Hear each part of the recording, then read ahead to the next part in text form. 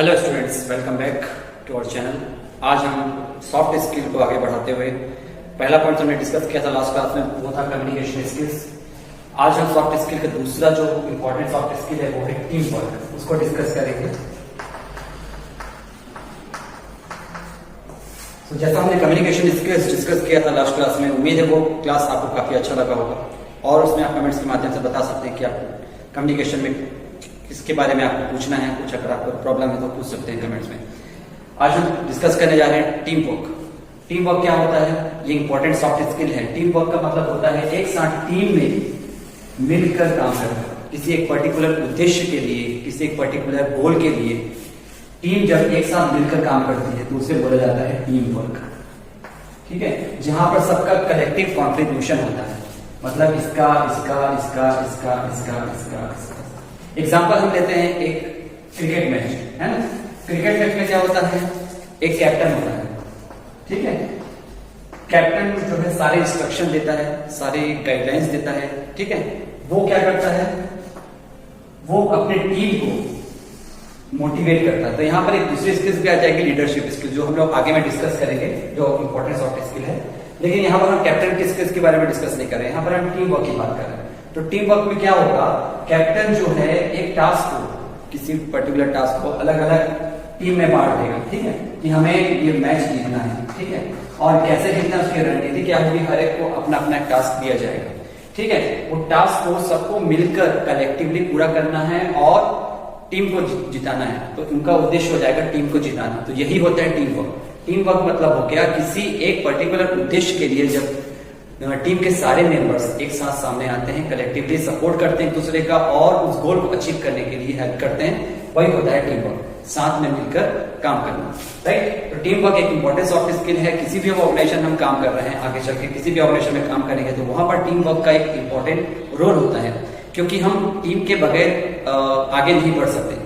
किसी भी ऑर्गेनाइजेशन के सक्सेस के पीछे उसकी टीम का अच्छा होना अति आवश्यक है, ठीक है। चाहे हम फिल्म ले लें, फिल्म में आप देखेंगे जब कोई फिल्म बनती है तो उसमें पूरी टीम का एक साथ एकजुट होना काफी ज्यादा इंपॉर्टेंट होता है। उनके कॉन्ट्रीब्यूशन बहुत इंपॉर्टेंट होते हैं, चाहे डायरेक्टर हो, एक्टर हो, चाहे वो टेक्नीशियन हो, एवरीवन, एक लाइट मैन से लेकर के डायरेक्टर तक, प्रोड्यूसर तक, डिस्ट्रीब्यूटर तक, सभी लोग का एक कॉन्ट्रीब्यूशन होता है फिल्म में। फिल्म एक अकेले की वजह से नहीं बनती। ठीक उसी प्रकार एक ऑर्गेनाइजेशन भी अकेले की वजह से नहीं चल सकती, उसमें पूरी टीम का साथ होना काफी इंपॉर्टेंट होता है। तो इसी कारण इसको बोलते हैं इंपॉर्टेंट सॉफ्ट स्किल है, ठीक है। अब नेक्स्ट सॉफ्ट स्किल की बात करेंगे। अब हम बात करते हैं नेक्स्ट सॉफ्ट स्किल की, वो है हमारा problem solving. Problem solving skill एक इंपॉर्टेंट सॉफ्ट स्किल है। क्यों माना जाता है? प्रॉब्लम सॉल्विंग स्किल होता क्या है ये हम डिस्कस करते हैं।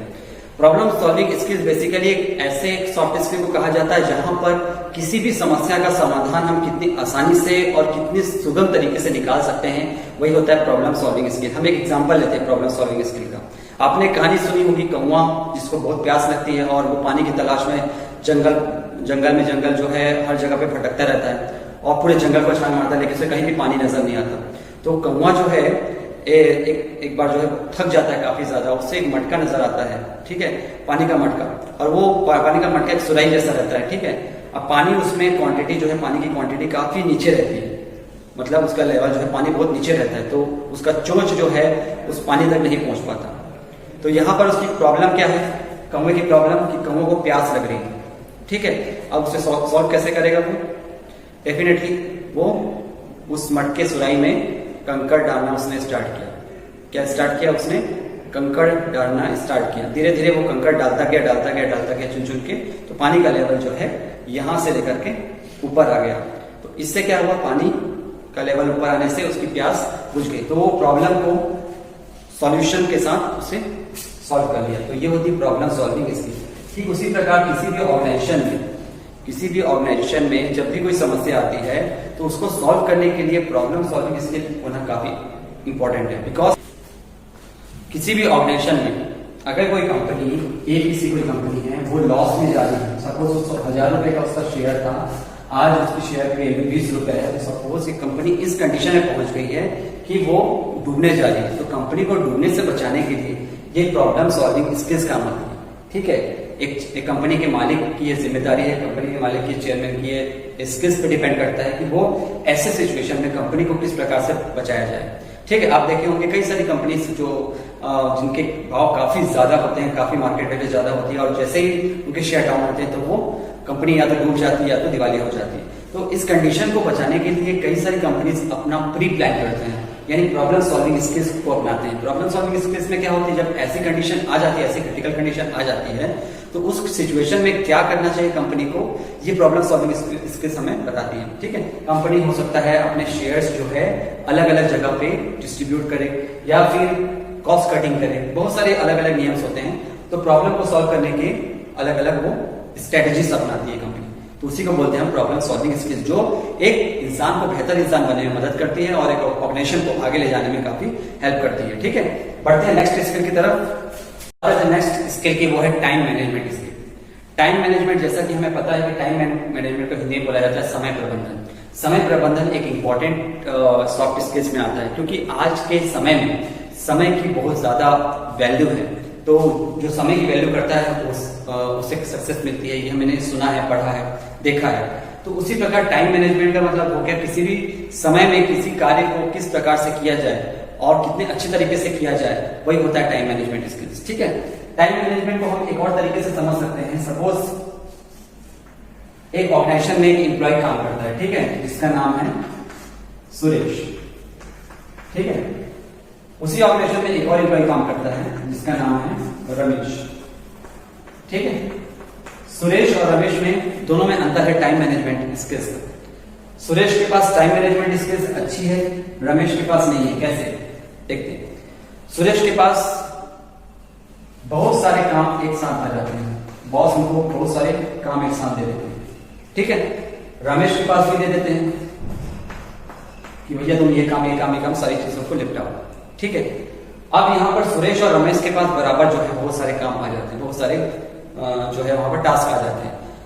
अब यहां पर सुरेश क्या करेगा, एक स्ट्रेटेजी अपनाएगा, वो है टाइम मैनेजमेंट। अब वो कौन से टास्क को कैसे करेगा और किस प्रकार से करेगा और कितने अच्छे तरीके से करेगा, ये टाइम मैनेजमेंट कहलाता है। तो यहां पर सुरेश क्या करेगा, सुरेश करेगा कि जो काम सबसे ज्यादा जरूरी है, इंपॉर्टेंट, यानी प्रायोरिटी, प्राथमिकता उसको देगा, जो सबसे ज्यादा इंपॉर्टेंट है, जो सबसे ज्यादा जरूरी है, उस तरीके से वो 1 2 3 4 5 करके एक लिस्ट बनाएगा और उस काम को धीरे धीरे टाइम के अंदर उसको कंप्लीट करेगा, ताकि उसके सारे टास्क समय पे कंप्लीट हो जाए। ये होता है टाइम मैनेजमेंट। रमेश क्या करेगा, थोड़ा सा हड़बड़ा जाएगा। रमेश जो है हेजिटेशन हो जाएगा उसे कि इतना सारा काम मैं नहीं करूंगा, इतने सारे काम को मेरे ऊपर बोझ आप डाल दिए हो, ये मुझसे नहीं होगा। तो इस प्रकार की नेगेटिव थॉट से वो गिर जाएगा और जिससे वो एक भी काम ढंग से नहीं कर पाएगा। तो यहाँ पर टाइम मैनेजमेंट वो मैनेज नहीं कर पाएगा। वहीं सुरेश ने, उसने टास्क को एक्सेप्ट भी किया और समय पर उसने पूरा भी किया। क्यों? क्योंकि उसकी टाइम मैनेजमेंट स्किल्स काफी अच्छी थी। तो इस वजह से हर एक ऑर्गेनाइजेशन को एक ऐसे बंदे की, एक ऐसे एम्प्लॉय की जरूरत होती है जो टाइम को अच्छे से मैनेज कर पाए और जिनकी टाइम मैनेजमेंट स्किल्स काफी अच्छी हो, ताकि वो टास्क को समय पर पूरा कर सके। क्योंकि हमारे पास 3 प्रकार की लाइफ होती है ना, personal life, private life and professional life. जब हम प्रोफेशनल लाइफ में तो हम किसी भी उसके लिए टाइम हमें अलग देना होता है, प्राइवेट लाइफ के लिए टाइम हमें अलग देना होता है और पर्सनल लाइफ के लिए अलग देना होता है। तो हमें इन तीनों लाइफ को अलग अलग जीना होता है, अलग अलग रोल प्ले करना होता है और उनको मैनेज करने के लिए टाइम मैनेजमेंट होना बहुत जरूरी है। क्योंकि हमें समय घर पर पहुंचना, समय पे खाना खाना, सारी चीजें टाइम मैनेजमेंट स्किल्स में आ जाती है। ठीक है, क्योंकि हम किसी भी लाइफ को हैम्पर नहीं करना चाहते, चाहे प्रोफेशनल लाइफ हो, चाहे पर्सनल लाइफ हो, चाहे वो जो आपका प्रोफेशनल लाइफ है ना, प्रोफेशनल, प्राइवेट और पर्सनल लाइफ से बिल्कुल भी एक दूसरे से क्लैश नहीं होनी चाहिए। तो यही होता है टाइम मैनेजमेंट स्किल। ठीक है, नेक्स्ट स्किल की बात करते हैं, वो है क्रिटिकल थिंकिंग स्किल, जिसको हम पॉजिटिव एटीट्यूड भी कह सकते हैं। क्रिटिकल थिंकिंग का मतलब होता है जब भी किसी क्रिटिकल सिचुएशन में हमें सोचने की जरूरत होती है कि हम क्या सोचे, कंपनी के लिए क्या भला सोच सकते हैं।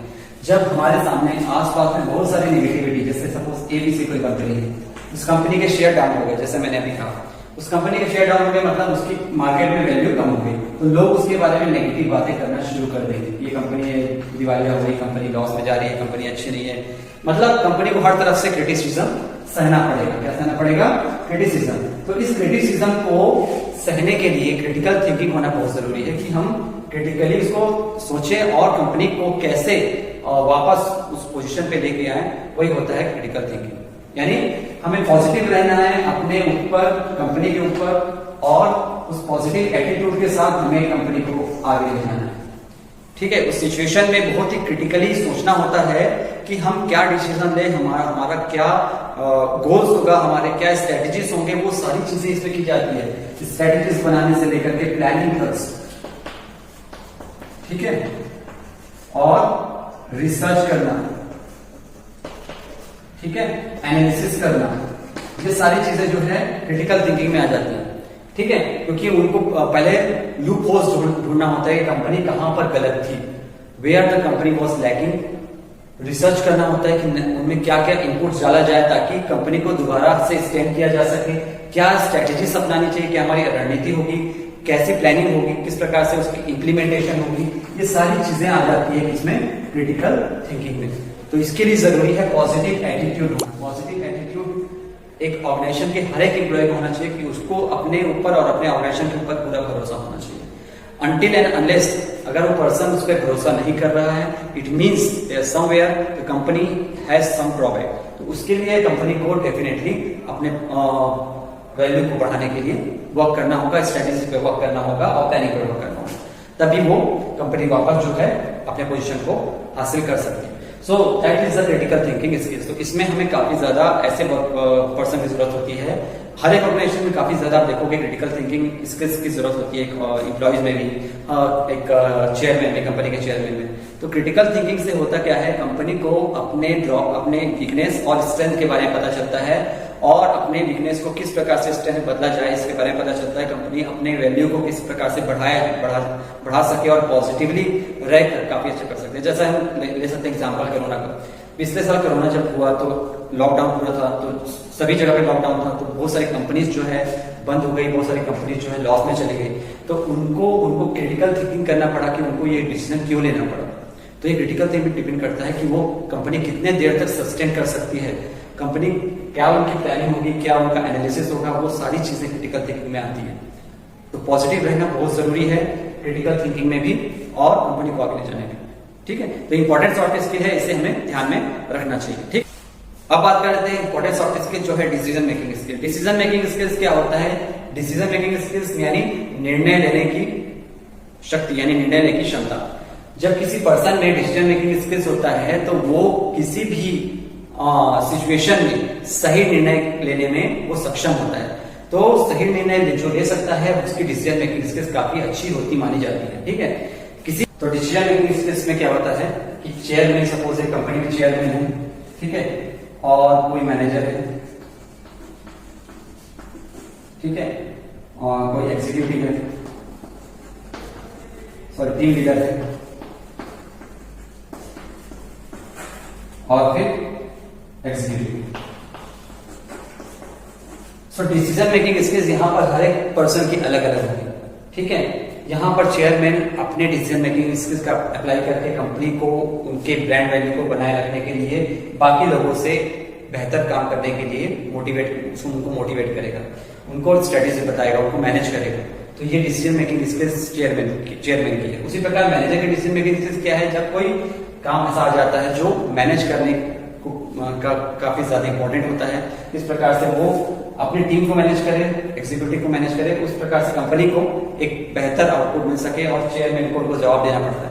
तो डिसीजन मेकिंग स्किल जो है उन पर डिपेंड करती है कि वो उनको किस प्रकार से कौन से सिचुएशन में कैसे जो है डिसाइड करना है कि क्या करना चाहिए, क्या नहीं करना चाहिए। ठीक है, तो ये डिसीजन मेकिंग स्किल आती है। टीम लीडर की डिसीजन मेकिंग स्किल्स क्या है कि एग्जीक्यूटिव की प्रॉब्लम्स को सुनकर, है ना, सही निर्णय पर पहुंचना और सही जानकारी उन्हें प्रॉब्लम को सॉल्व करना ही डिसीजन मेकिंग स्किल्स में आ जाता है। ठीक है, तो इंपॉर्टेंट सॉफ्ट स्किल है जो है हर एक ऑर्गेनाइजेशन में, हर एक पर्सन की, हर एक हायरार्की में, हर एक पर्सन की, हर एक पोस्ट पे एक डिसीजन मेकिंग स्किल्स यहाँ पर इंपॉर्टेंट है। ठीक है, तो हर एक पर्सन हम देखते हैं chairman, manager, team leader, executive, जितने भी लोग हैं एक ऑर्गेनाइजेशन में काम कर रहे हैं, हर एक की अपनी एक डिसीजन मेकिंग स्किल्स होती है। ठीक है, उन्हें ये पता होना चाहिए कि हमें ऐसी सिचुएशन आने पर किस प्रकार से हम चीजों को मैनेज कर पाए और सही निर्णय ले सकें।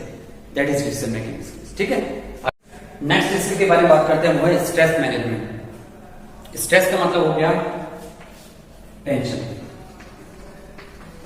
ठीक है। सॉफ्ट स्किल का एक इंपॉर्टेंट पार्ट है स्ट्रेस मैनेजमेंट में, क्योंकि स्ट्रेस को कई बार हमारे सामने, चाहे हम किसी ऑर्गेनाइजेशन में काम कर रहे हो, चाहे कहीं भी काम कर रहे हो, हमारे सामने स्ट्रेस आना स्वाभाविक है। चाहे सिचुएशन की वजह से हो, चाहे व्यक्ति की वजह से हो, चाहे किसी भी वजह से, चाहे पर्सनल प्रॉब्लम्स हो, चाहे किसी भी हो, स्ट्रेस आना स्वाभाविक है। अब उस स्ट्रेस को हम किस प्रकार से मैनेज करें, ये स्ट्रेस मैनेजमेंट में सिखाया जाता है। ये स्ट्रेस मैनेजमेंट की स्किल्स होती है। सपोज हमारे घर की कुछ प्रॉब्लम है, अब जब हम कहीं काम कर रहे हैं तो हमारे ऊपर ये स्ट्रेस रहता है कि घर में ये चल रहा होगा, जब दिमाग में घूमते रहता है तो हम काम को ठीक तरीके से नहीं कर पाते। तो यही आपकी स्किल्स काम आएगी आपको सही तरीके से काम को करने में, और अपने स्ट्रेस को साइड में रखकर अपने काम को ज्यादा फोकस में लाकर उसको पूरा करना ही आपको स्ट्रेस मैनेजमेंट में आगे ले जाएगा। ठीक है।